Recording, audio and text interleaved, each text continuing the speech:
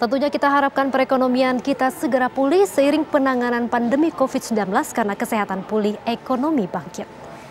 Kita beralih ke informasi lainnya pemirsa. Meski mulai turun sejak tahun lalu, tingkat suku bunga KPR dinilai masih terlalu mahal. Akibatnya tingkat penjualan properti masih terus terpuruk meski pandemi sudah berlangsung 8 bulan.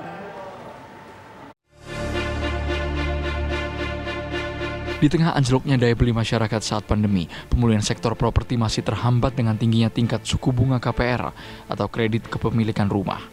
Bank Indonesia mencatat, rata-rata tingkat suku bunga KPR sudah bergerak turun dari level 9,43% di tahun lalu ke level 8,63% di kuartal ketiga lalu. Meski sudah beranjak turun, konsumen menilai tingkat suku bunga saat ini masih terlalu mahal. Akibatnya penjualan properti masih terus terpuruk.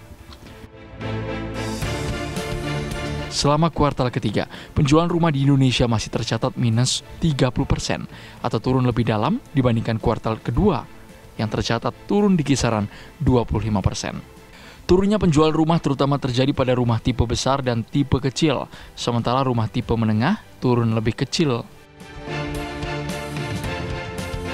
Sementara dari sisi harga, kenaikan harga rumah juga terus melambat.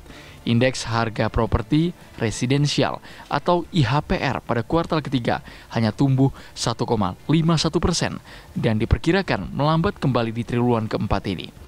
Mahalnya tingkat suku bunga ternyata bukan hanya memberatkan konsumen, namun pengembang perumahan juga turut terimbas dan lebih mengutamakan pembiayaan dari sektor non-perbankan.